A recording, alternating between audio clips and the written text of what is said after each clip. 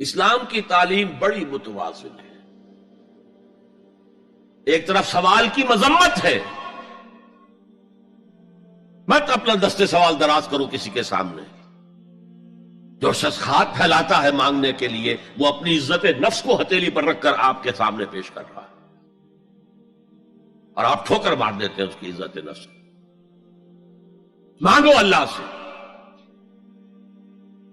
اللہ کسی کے دل میں ڈالے تمہاری ضرورت پوری کر سکتا ہے، بغیر اس کے کہ تم کسی کے سامنے دستے سوال دراز کرو. تو سخت مذمت ہے. اور خاص طور پر بیگری جو ایک انسٹیٹیوشن بن گیا ہے، ایک پیشہ بن گیا ہے، وہ تو اسلام کی تعلیمات کے منافی ہے. اور جس طرح کی ہم خیرات بانٹتے ہیں، 5 روپے کا نوٹ دے رہے ہیں مانگنے والوں کو مسجدوں کے باہر، سمجھ رہے ہم نے حاتم طائی کی خبر کو لات مار دی، حالانکہ حقیقت میں آپ انسٹیٹیوشن آف بیگری کو سپورٹ کر رہے ہیں.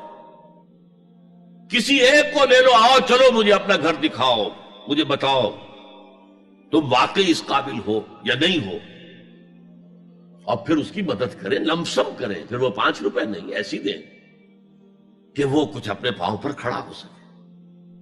میں نے 1 روپیہ نہیں کہا، آج دیکھیں 1 روپیہ تو اب کوئی شے نہیں رہی، لیکن یہ کہ 5 روپے کا نوٹ بھی آپ نے تقسیم کرنے شروع کر دیے، یہ کیا ہے؟ وَالسَّائِلِينَ وَفِي الرِّقَابِ. لیکن دوسری طرف سائل کو جھڑکنا نہیں ہے.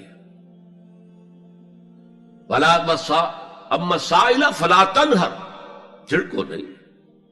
اچھا بھائی نہیں، معاف کرو، میرے پاس اس وقت آپ کی مدد کے لیے کچھ نہیں ہے، میں کچھ نہیں کر سکتا. تو ان دونوں کے درمیان اصل میں معاملہ ہونا چاہیے.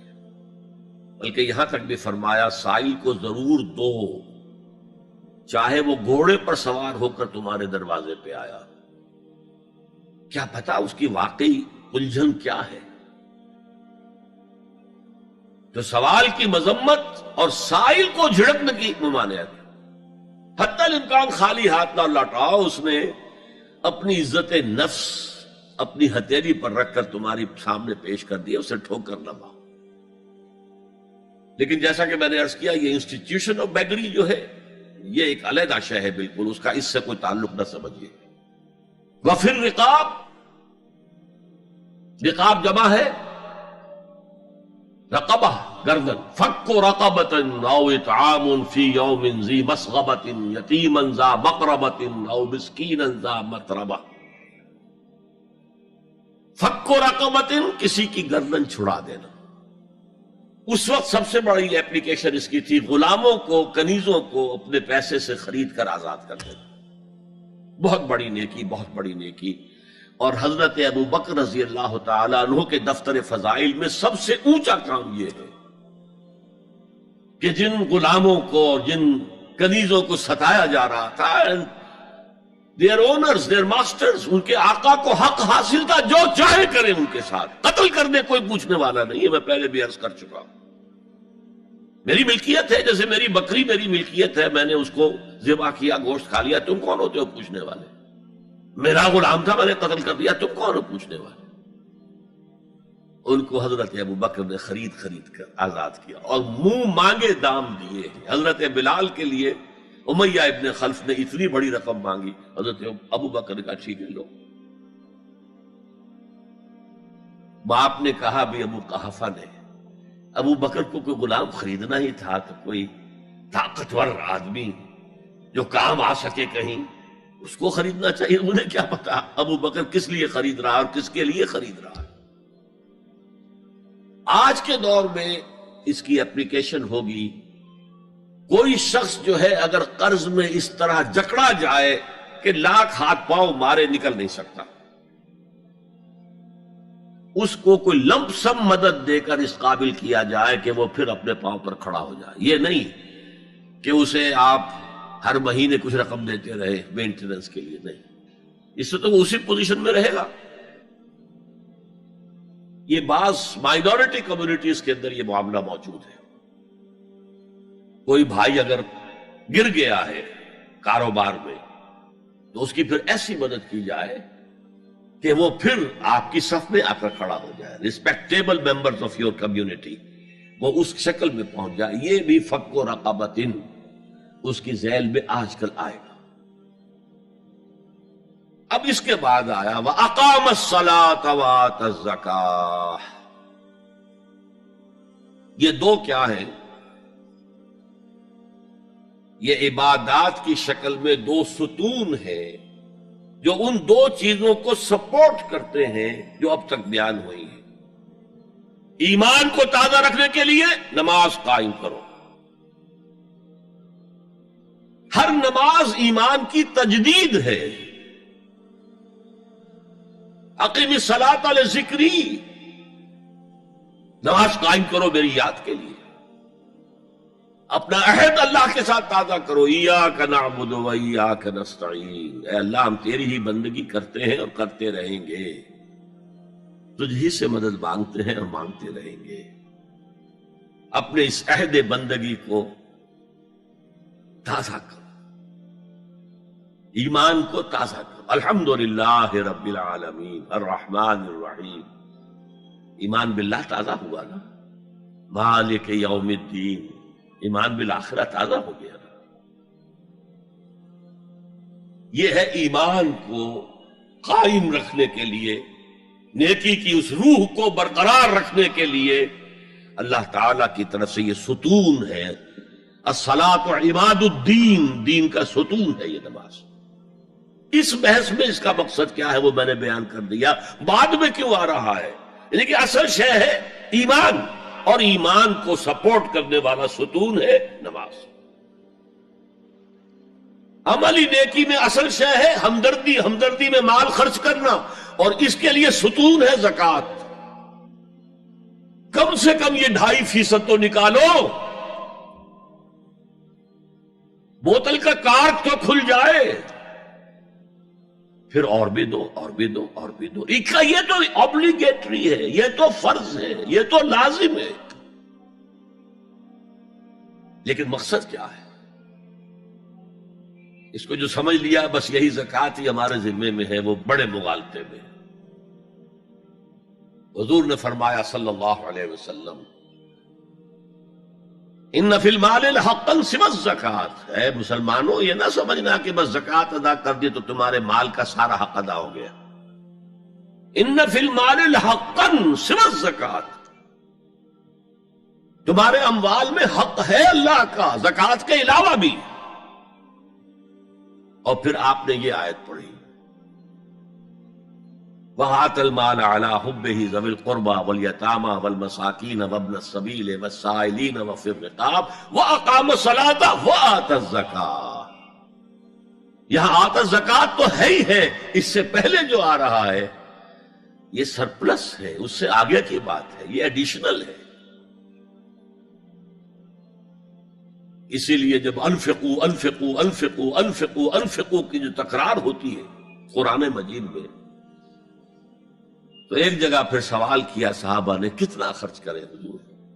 فرمایا قل العفو، کہہ دو جو بھی ضرورت سے زائد دے ڈالو. Don't accumulate, don't retain any thing.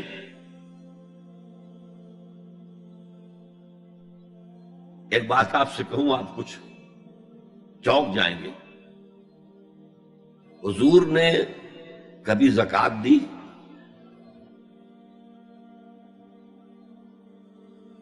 کبھی نصاب کے بقدر پیسہ آپ کے پاس جمع ہوا کہ آپ پر زکوٰۃ واجب ہوتی؟ کیسی عجیب بات ہے. ارکان دین میں سے ایک رکن سرے سے غائب. کبھی آپ نے مال رکھا ہی نہیں. حضور کا اسوہ ہم جانتے ہیں، مسواک کر لی ہے، پانچے جو ہے ٹخنے سے اوپر کر لیے ہیں، یہ اسوہ ہے. ہاں ہے، یہ بھی ہے، ٹھیک ہے، سنت ہے. اسوہ تو یہ ہے. اور صرف آپ کا نہیں، جنہیں ہم کہتے فقراء صحابہ، ابو ہریرہ، ابو ذر، سلمان فارسی، علی رضی اللہ تعالی عنہ اجمعین، یہ فقراء صحابہ میں سے تھے. کبھی کچھ نہیں رکھا اپنے پاس. میں نے بتایا تھا آپ کو شاید کہ حضرت علی کی جب شادی ہو رہی تھی حضرت فاطمہ سے، کوئی مکان تھا ہی نہیں، کہاں لے کے جائے؟ ایک انصاری نے ایک حجرہ دیا ہے اپنے مکان کا، اس میں حضرت فاطمہ ودا ہو کر گئی. He didn't have any home. ابو ذر وہ تو دوسری انتہا کو چلے گئے تھے. قانون یہی ہے، حلال سے کماؤ، اگر ایک حد سے آگے بڑھ جائے تو زکات دے دو، باقی تمہارے اختیار میں ہے، دینا چاہو دو، نہ دینا چاہو رکھو اپنے پاس. قانون اس سے زیادہ آپ کو پابند نہیں کرے گا. کبھی بھی آپ نے جبر نہیں کیا، ایمرجنسی میں بھی جبر نہیں کیا. ایک واقعہ آتا ہے کہ حضور کو کئی وقت کا فاقہ تھا. تھوڑی دیر کے بعد حضرت ابو بکر آئے، آپ نے چہرے سے پہچان لیا کہ فاقے سے. پھر حضرت عمر آئے، پہچان لیا کہ فاقے سے. شاید حضور خود اپنے لیے نہ اٹھتے نہ جاتے، اپنے دونوں ساتھیوں کو لے کر ایک انصاری کے باغ میں پہنچ گئے. انصاری کی عید ہو گئی، فوراً لا کر اس نے کچھ کھجوریں کچھ انگوروں کے گوشے رکھے. اس کے بعد وہ دوڑا چھری لے کر کسی جانور کو ذبح کرنے کے لیے. یہ ساری تفسیریں میں کیا بتا رہا ہوں. نال یہ نہیں تھا کہ مدینے میں سبھی فاقے سے تھے، موجود تھے جن کے پاس مال تھا، لیکن جبرن آپ نے کسی سے کچھ نہیں لیا. جب وہ چھری لے کر چلا، فرمایا دیکھنا کسی دودھ والے جانور کو نہ ذبح کرنا. بہرحال کچھ دیر کے بعد وہ گوشت پکا کر لایا، روٹیاں رکھی. اس کے بعد حضور نے ایک روٹی پر چند بوٹیاں رکھ کر کہا یہ عائشہ کو دے آؤ، اسے بھی کئی وقت کا فاقہ ہے. اور پھر حضرت عمر کی طرف رخ کر کے کہا عمر یہ ہے وہ نعمتیں جس کا حساب دینا پڑے گا اللہ کے ہاں. وَأَمَّا بِنِعْمَةِ رَبِّكَ فَحَدِّثْ، اور یہ جو فرمایا گیا الہاکم التکاثر میں نعمتوں کا حساب لیا جائے. وَلَا تُسْأَلُنَّ يَوْمَئِذٍ عَنِ النَّعِيمِ، فرمایا یہ نعمتیں ہیں. یہ ہے اصل میں انفاق کا معاملہ. آپ کے اس پر چھوڑ دیا گیا ہے. جتنا بھی آپ میں جذبہ ہے، جتنا بھی آخرت کا یقین ہے، اتنا ہی آپ پسند کریں گے کہ آخرت کے بینک میں جمع کرائیں، یہاں کے بینکوں میں کیوں جمع کرائیں. یہاں کتنا دے دیں گے آپ کو؟ 10%، 20%. وہاں 700% ملتا ہے. 700% نہیں، 7,000، 700 گنا. Why to keep it in these banks؟ حضرت مسیح کا جو پہاڑی کا واس بہت مشہور ہے، سرمن آف دا ماؤنٹ، بڑے پیارے الفاظ ہیں. میں آپ سے اپنا تاثر عرض کیے بغیر نہیں رہ سکتا. جہاں تک مواعظ کا تعلق ہے، جو حضرت مسیح کے مواعظ آئے ہیں ان سے اونچے واعظ کوئی ممکن نہیں. اسی میں یہ جملہ بھی ہے، دیکھو اپنا مال زمین پر جمع نہ کرو، جہاں چوری بھی ہوتی ہے ڈاکہ بھی پڑتا ہے، کیڑا بھی خراب کرتا ہے. آسمان پر جمع کرو جہاں نہ چوری کا اندیشہ، نہ ڈاکے کا خوف، نہ کیڑا خراب کر سکے. اس لیے کہ میں تم سے سچ کہتا ہوں کہ جہاں تمہارا مال ہوگا وہیں تمہارا دل ہوگا. مال یہاں ہوگا تو دل اٹکا ہوا ہوگا، اور فرشتے اس طرح گھسیٹ کر کھینچیں گے آپ کی جان کو جیسے کہ سیخ پر سے کباب کھینچا جاتا ہے. اور اگر دل وہاں لگا ہوا ہے جس کے لاکھوں کروڑوں ڈالر سوئس بینکس میں جمع ہیں، اسے کہا جائے نکل جاؤ پاکستان سے، اسے کوئی تکلیف ہوگی؟ نکل جاؤ فلاں ملک سے، ملک بدل کرتے تو کیا تکلیف؟ میرے بینک کے اندر پیسے ہیں. البتہ جس کا باہر کچھ نہ ہو اسے اگر یہ دی جائے سزا تو اس کی تو جان پر بن جائے گی.